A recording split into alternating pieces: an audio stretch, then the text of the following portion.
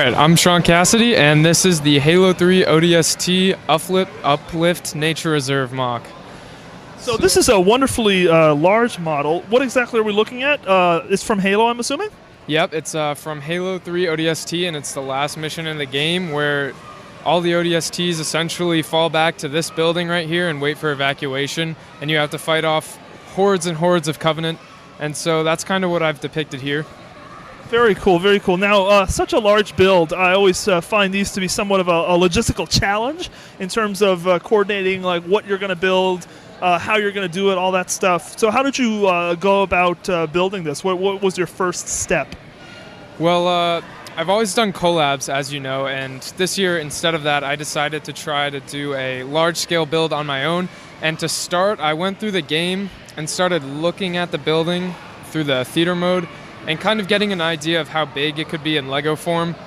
And I actually initially started without these roads here and just built this area. And then I figured that roads are not too difficult, so I threw them in on the front, and it turned out pretty well. Very nice, very nice. Now, maybe starting at the front and working towards the back, give us like a little bit of a run-through of what we're looking at and what the different characters, creatures, features are doing. All right, so in the front here on the roads, we've got a few rows of jackals, brutes, and grunts, the three main enemies you fight in the game. And they are essentially running in on the road up to the top of the building here where all of the ODSTs and Marines are stationed. And essentially they're storming in to attack them, and these guys are all making a last defense. That's why you can see a lot of ammo crates and whatnot stationed up here at the top. And then of course on the roof, not much action going on up there, and that's because it's kind of a safe area. We got a sniper up there, a drop pod crash, and a few Marines restocking on weapons and ammo. Very nice, very nice. Now, walk us through a few of your favorite features of the whole model. Like, what are you particularly proud of, and why? All right, well, I like all the plants here. You could see there's like tons of plant boxes, all with a similar plant technique. That took a really long time, but I think the end result was well worth it.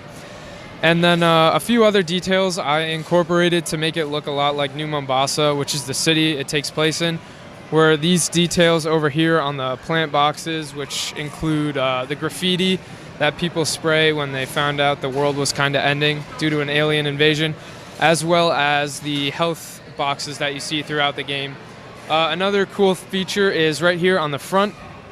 Victor Fernandez, Eclipse Graphics, printed this awesome sign for the building, which depicts the name, of course.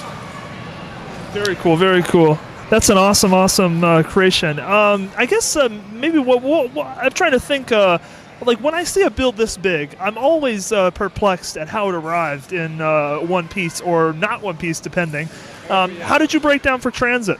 All right, well, first of all, the roads, like I said, I added them later. They come off very easily. They're, like, connected by a few Technic pins. Aside from that, from about here onward, it's all one piece, and when I was building it, I made it very sturdy so that I could essentially load it onto a large piece of wood and just load it in my car so it doesn't break down at all except for the roads. Very smart, very smart. Now, if you were to recommend, like, or give tips, recommendations to anyone looking to build something like this, what's the one piece of advice that you have for executing like a large-scale build like this with lots of different creatures, features, figures?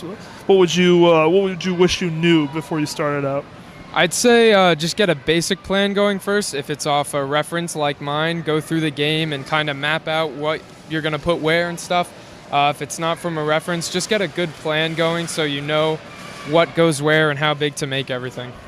Very good advice. Thank you so much for sharing with us, Sean. Wonderful build. Thank you very much.